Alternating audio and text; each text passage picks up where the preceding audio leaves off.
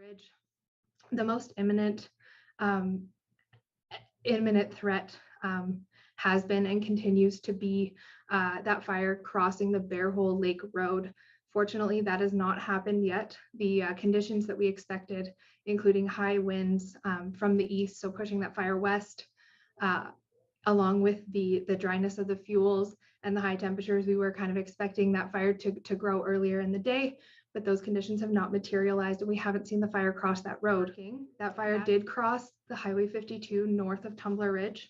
And so we are quite optimistic that the crew will be able to contain that slop over area.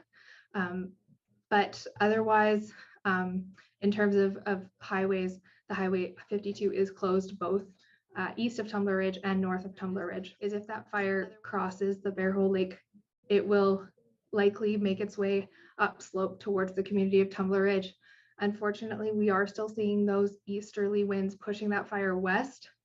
It is possible, and we are hopeful, that a wind shift tomorrow will switch the direction of that fire growth towards the east. However, since this fire started, we have seen extreme fire behavior, incredibly intense, not only for this time of year, but just in general.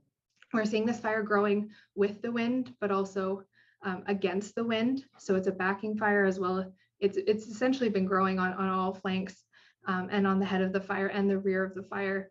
So incredibly volatile in fuel types, being primarily burning in black spruce. So once those stands ignite, the fire moves very quickly through that fuel type that's very susceptible to ignition. So like I said, that Bear Hole Lake Road is the primary area of concern, and that's where we have ground crews focusing. We also have upwards of 60 structure protection personnel and more are arriving in town throughout the day and will continue to do so in coming days, along with additional BC Wildfire Service unit crews, aircraft as they become available as well, and they will continue to work in that priority area.